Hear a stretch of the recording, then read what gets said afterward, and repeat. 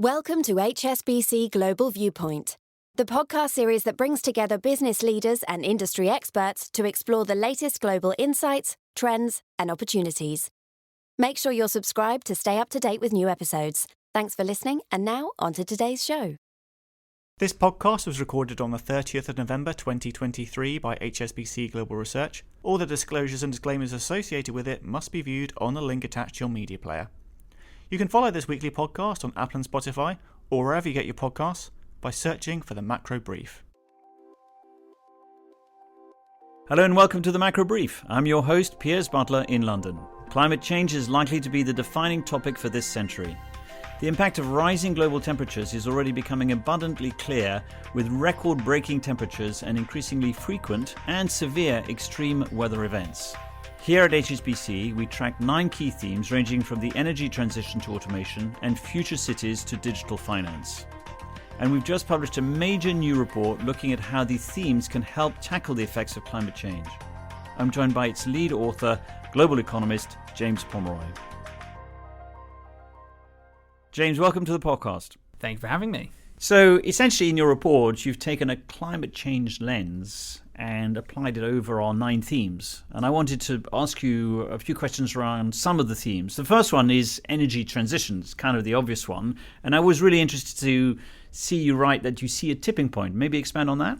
Yeah, so in the years to come, there's going to be a huge amount of investment in the energy transition all over the world in terms of, be it all sorts of clean energy, or in terms of energy efficiency, or you name it. It's basically this idea that we need to get much better at producing clean energy. Those investment needs are enormous. In some estimates, you're talking 3 or 4% of global GDP per year. That needs to happen in that. But if you continue to see the pace of investment that we're seeing in certain parts of the world, be it in wind power, be it in solar power, be it in any form of renewable energy, there's a possibility that you hit tipping points where actually the cost of some of this energy is materially lower than generating electricity from fossil fuels. It also therefore means that we can almost accelerate that transition when you hit that point, because suddenly you've got this huge web of power that's coming from these renewable sources that's cheaper, that's better for the planet, and investment may pick up again. And if that happens, you get to this interesting potential tipping point where a lot of this energy, the cost of, essentially the marginal cost of producing it, is very, very low. And if that has an implication that feeds through to the economy in terms of much lower electricity prices, what could that do in terms of broader inflation, in terms of where we choose to produce certain goods and services across the world, the implications could be absolutely massive. So the energy transition matters both in the sort of near term for the macro economy, in terms of that investment. But if we get to these tipping points, we're using much more green energy. I think that could have some really powerful implications for growth and trade and all of those things too. Is transport leading the way in that respect? It is to a degree. You can see that in certain adoption rates of electric vehicles. There's a lot of this happening where you hit tipping points in electric vehicle adoption, where you get enough people get electric cars, so people build enough of the infrastructure, so then people get over their sort of anxiety about range or about charging, so they start adopting more electric cars, and it spirals and spirals and spirals. And there's a potential similar thing that can happen as long as you can get that grid capacity up, as long as you get the investment up in these areas. The cost of putting in solar panels or putting in batteries or putting in wind farms could fall quite dramatically, and what that then does is changes your marginal cost of that electricity, and you get that virtuous cycle. So it's almost investment breeds investment in a lot of these areas, because you get over some of the technological challenges that we're facing today. Sort of virtuous circle, I guess. Exactly, and we're probably at the very start of that virtuous cycle in a lot of these things. Let's shift to future cities. You and I have spoken about urbanization on a number of occasions, and we did go through this phase during COVID where we thought that perhaps a trend towards urbanization would go into reverse. But in fact, the reality is that urbanization remains very strong. The difference is that perhaps more people will be working from home, but within a city. So how does your analysis sort of work in terms of climate change and future cities? So it's interesting. So one thing that's happened during the course of the pandemic is that people have now got a greater flexibility on where they live. And one thing we've written about over the course of the last few years is that means that cities now need to compete for people in a very different way. And one way that they can do that is by being clean and green, because unsurprisingly, people like clean air. People like actually good quality public transport. They like being able to walk around, and that gives you a whole load of different ways in thinking about cities and climate change. Because there's got to be a lot of urban investment to tackle climate change within cities. Partly because cities are the areas most exposed in terms of climate change risks. They're also the areas that are most contributing in terms of greenhouse gas emissions, but they also have the greatest incentives to do that investment, partly because they're most vulnerable, but also because now it's a way of attracting people to live in your city. If your air quality is high, people like that. If you've got good public transport so you can get around the city easily, people like that. These are the sort of things that could actually lead to quite a lot of investment in both energy transition, in terms of how we're being efficient in terms of buildings, and also in terms of transportation as well. There's a lot of opportunities here for urban investment to play a massive role in cleaning up the global economy. The other aspect is also related to the demographic theme. And as you're right, one of the consequences of climate change is migration, that people are going to have to move from some areas of the world which are becoming much more uninhabitable. Is that going to have an impact on future cities? I think it's going to have a massive impact on the global economy.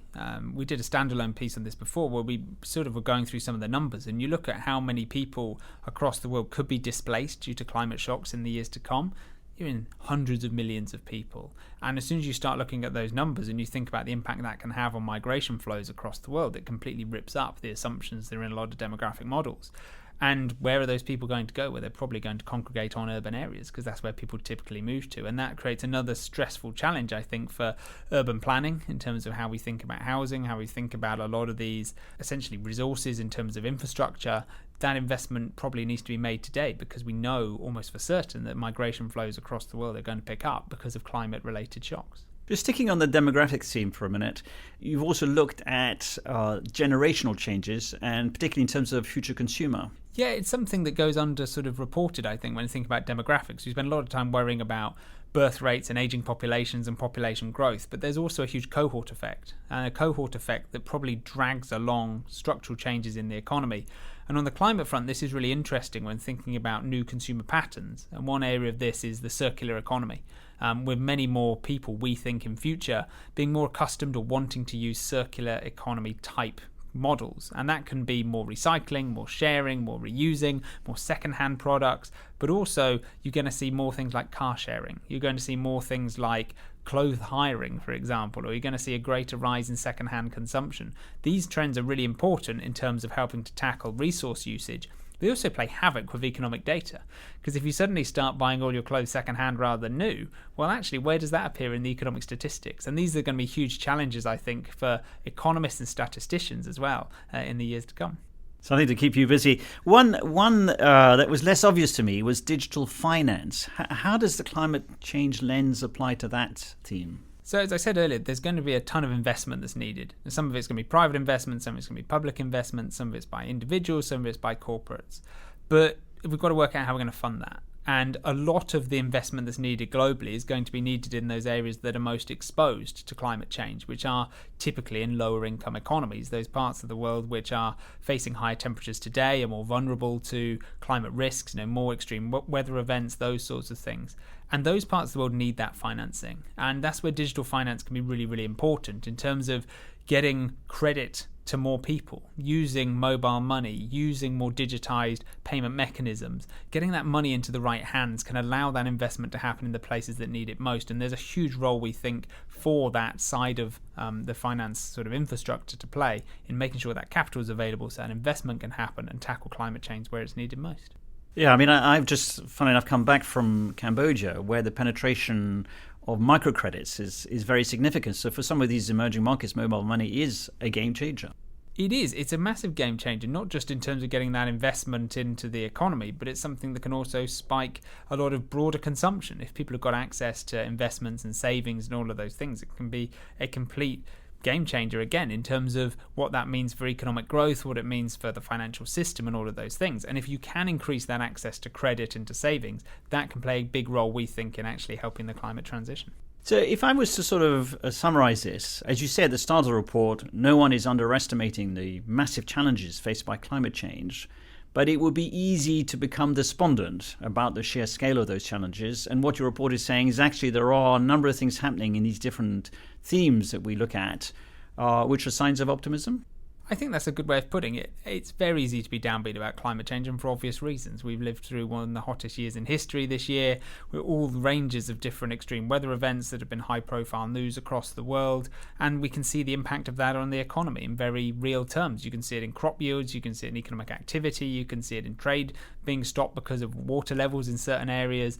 it's a huge problem.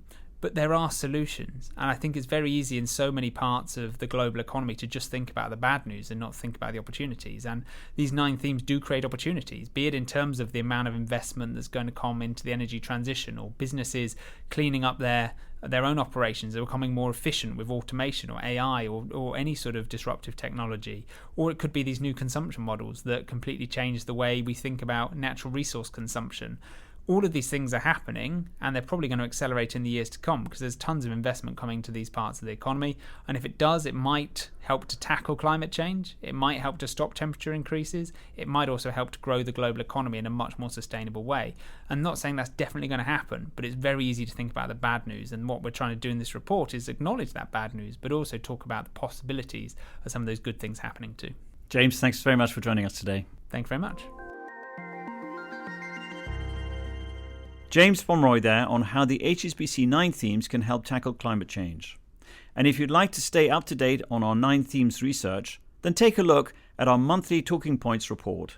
For more information on how to access it, please email askresearch@hsbc.com. Before we go, here are a couple of other highlights from the team here at Global Research.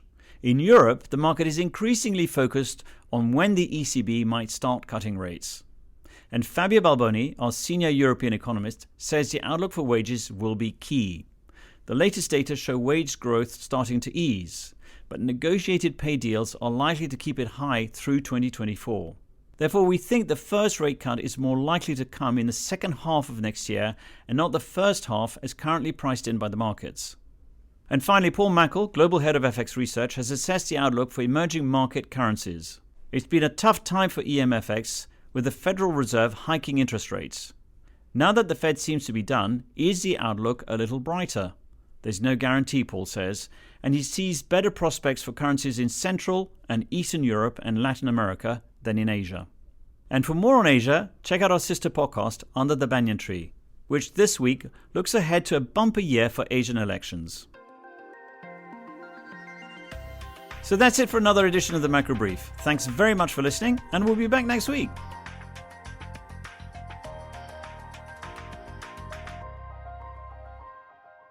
Thank you for joining us at HSBC Global Viewpoint.